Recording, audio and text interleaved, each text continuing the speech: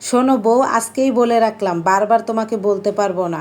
ফজরের পর বাড়ির বউ ঘুমাতে হয় না। ফজরের পর বাড়ির বউরা ঘুমালে অমঙ্গল হয়। তোমরা যে কত আরামে সংসার করো, তারপরও তোমাকে দুনিয়ার রোগ বালায়। বইন আর কইস না, এমন একটা পোলার বউ পোলা বিয়া কইরা আনছে।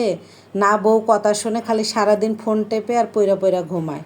ফজরের পর আমরা জীবনেও ঘুমাই নাই। এটাই হচ্ছে শ্বশুরবাড়ির নিয়ম। বাড়ির মেয়েটা 10টা পর্যন্ত ঘুমাতে পারবে, কিন্তু বাড়ির বউ ফজর পর আর ঘুমাতে পারবে না।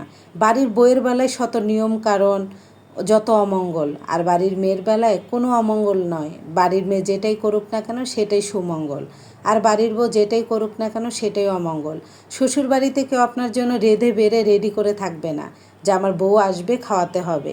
শ্বশুর বাড়িতে যেয়ে যদি কাপড়টা খুলে রান্না করে তাদেরকেও খাওয়াতে পারেন, আপনি নিজেও খেতে পারেন, তাহলে হয়তোবা কোথাও একটা একটু জায়গা হলেও অর্জন করতে পারবেন।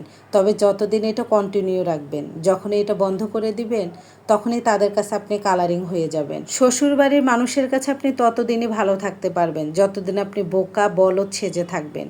যখন আপনি ভুলকে ভুল সঠিককে সঠিক বলতে শিখবেন, তখনই দেখবেন তাদের মন থেকে, তাদের চোখের সামনে থেকে আপনি উঠে যাচ্ছেন। আপনাকে তারা সহ্য করতে পারতেছে না। কথাটা একটু যদি শুনতে কড়া তিতার মতো হলেও এটাই সত্যি। বাস্তব জীবনের অভিজ্ঞতা থেকে বলছি। ঢাকা থেকে জার্নি করে যে শ্বশুর বাড়িতে রান্নাবান্না করে খাওয়া সত্যি অনেকটাই কষ্ট, কিন্তু কিছুই করার নাই। ওই যে আমি যে বাড়ির বউ, রাস্তাঘাটে এত জ্যাম ছিল, আর আমি বৃষ্টিতেও ভিজেছিলাম যাওয়ার সময়।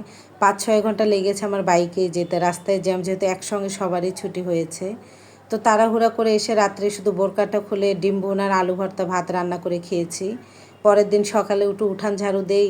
আপনাদের হচ্ছে ভাই, আমার হাজব্যান্ড হচ্ছে বেলে মাছ আনছে, সেটা দেখাতে মনে নাই, নদীর বেলে মাছ।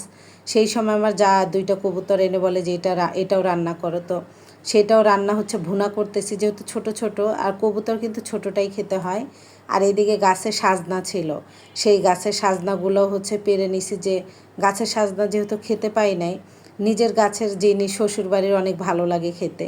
তো মোটা হয়ে গেছে, কিছু করার নেই, ভালো লাগবে তাই চিংড়ি মাছের শুটকি দিয়ে তারপরও রান্না করলাম, যে একদিন পরেই তো কোরবানি। বেলে মাছটা রান্না করতাম, কিন্তু ওই যে ভাবি হচ্ছে কবুতর দিয়ে গেছে, তার রান্না করা হয় নাই। এদিকে বেগুনটা হচ্ছে চিকন চিকন করে ভাজি করতে বসিয়ে দিয়েছি। আর টিউবওয়েল পারে একবার যাচ্ছি, একবার হচ্ছে রান্নার কাছে আসতেছি, যেহেতু গ্রামে পানির ব্যবস্থাটা একটু দূরে, রান্নাঘরটা দূরে। তাও আলহামদুলিল্লাহ আমার ভাগ্য ভালো যে আমি গ্যাসের চুলায় রান্না করতেছি, আজকে আমার চুলায় রান্না করতে হচ্ছে না। তো এখন বাজে অলমোস্ট হচ্ছে দুপুর 3টা বেজে গেছে। আমি হচ্ছে খাইনি, সবার খাওয়া দাওয়া শেষ। তো এই যে বসছি হচ্ছে খেতে। আমি এখানে যে বেগুন ভাজি করছি, শশা কাটছি, গাছের হচ্ছে লেবু গাছও আছে আমার শ্বশুর বাড়িতে।